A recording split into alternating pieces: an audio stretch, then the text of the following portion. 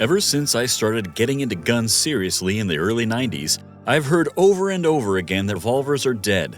But wouldn't you know it, not only did revolvers not die out, but they continued to thrive. Presently, revolvers are experiencing a renaissance of sorts as new generations of shooters come to appreciate the simplicity and utility they offer as compact concealed carry guns.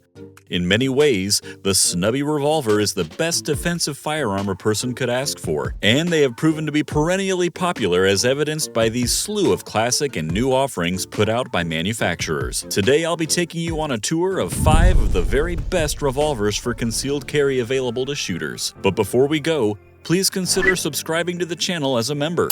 For your patronage, you'll get access to exclusive members-only videos and downloadable guides covering all sorts of gun-related topics, and you'll also be helping us take our content to the next level and reach an even wider audience. Thanks in advance, and now let's get on to the wheel guns.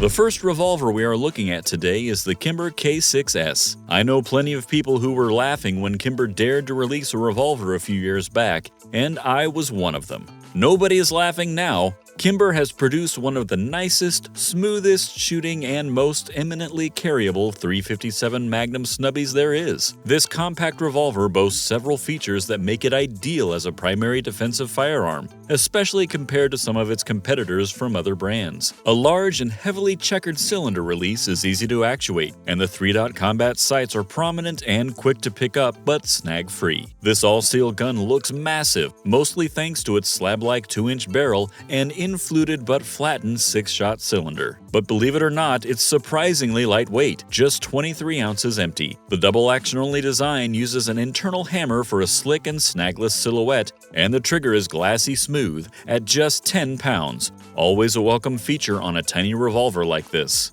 This is one of the best shooting compact revolvers in a now crowded field, and 6 shots of .357 mag or .38 special is heavy medicine for man or beast. Kimber has a winner on their hands with the K6S. Another surprising entry on our list from a company that has proven itself full of surprises, the Diamondback Firearms SDR in .357 Magnum. Similar to the Kimber K6S, this is a modernized 6-shot, all-stainless gun, but one that benefits from a few choice departures in traditional revolver design. Once again, we see modern combat-style sights that are quick and easy to pick up, with a fiber optic front that you can't miss in any lighting conditions. The cylinder release is a finely checkered trapezoid shape that is ergonomic and quick to access, but also protected by a raised boss or fence that makes it less likely to be bumped in a stressful situation. The cylinder and crane can both be easily removed for cleaning or inspection with a takedown button on the right side of the frame. This high-polish 6-gun is amazingly light, considering it is nothing but forged stainless steel, just 24¼ ounces.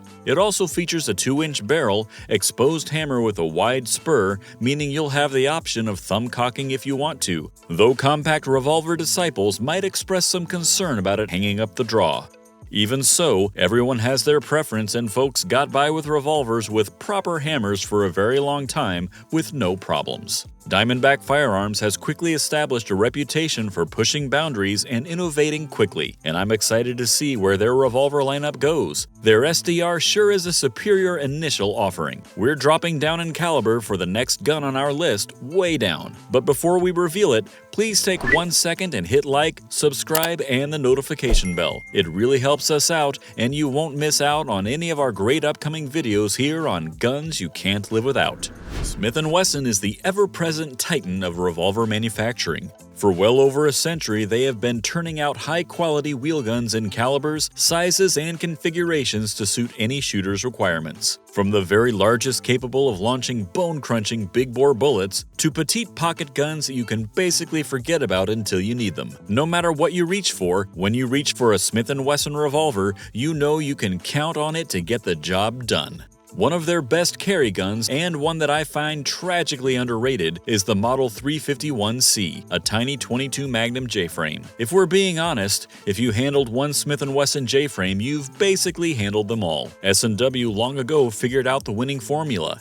An internal hammer and short boot grip make this a slick and easily carried package, and the all-aluminum alloy construction and sub-2-inch barrel makes it breathtakingly light at just 11.5 ounces. Slightly more loaded. Speaking of loaded, the Model 351C has a 7-shot cylinder. Low capacity is the trade-off one simply must make with any compact revolver. To attain the smallest form factor possible, you've got to shrink the biggest and bulkiest part of the gun, the cylinder. And that means giving up a few shots. With larger cartridges like the 38 or 357, that means a 5-shot cylinder is usually the rule in guns this size. The alternative is to go with a smaller cartridge, allowing you to cram in more in the same space. It's often a smart trade. I know there are some that might worry about a lack of performance with the 22 WMR, but it has proven itself plenty in the self-defense realm. And don't believe the boogeyman about the alleged lack of reliability in rimfire cartridges. That is only a factor when you're dealing in low-cost, low-quality bulk plinker ammo. Buy proper high-quality loads optimized for self-defense and stoke them in a gun as reliable as the 351C.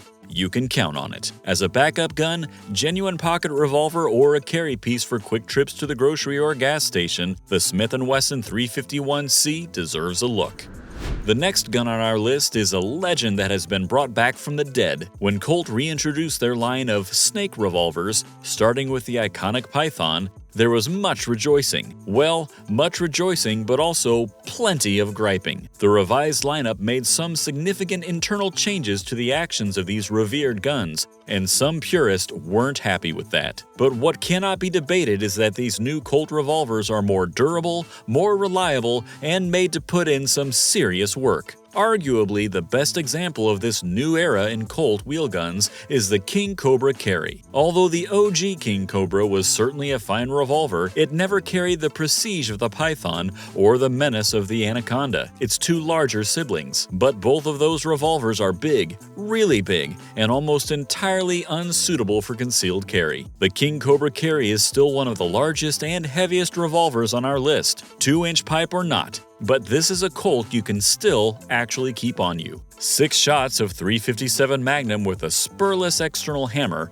a traditional brass bead front sight, and large Hogue rubber grips make for a comfortable shooting experience and superior handling overall. And yes, the cylinder release is still the classic Colt archetype. Pull to the rear to drop the cylinder. And despite looking so much bulkier than the other guns we've already talked about, enhancements in manufacturing keep the weight manageable. 26 ounces unloaded, not bad at all. If you won't settle for anything less but a genuine classic as your chosen carry revolver, this Colt will certainly satisfy. The most versatile and arguably most capable concealed carry revolver on our list is Ruger's LCR in .327 Federal Magnum. I'll reckon you probably know enough about the LCR lineup by now. Ruger came dangerously close to conquering the compact revolver world with these half-polymer, half-steel guns.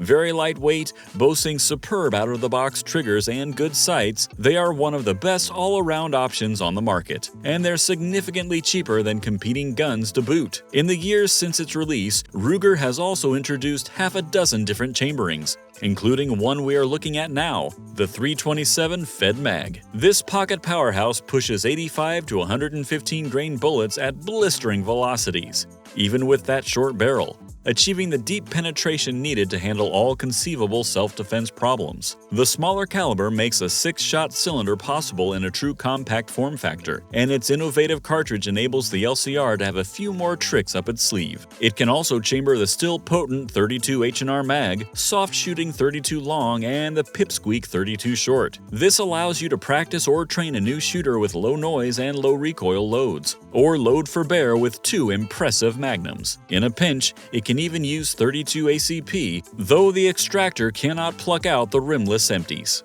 Ruger's LCR in .327 Federal Magnum really can do it all, but the catch is you'll be investing in some specialized and expensive cartridges. If you're willing to make that commitment and dedicate your ammo acquisitions accordingly, you can get unrivaled ballistic performance and versatility.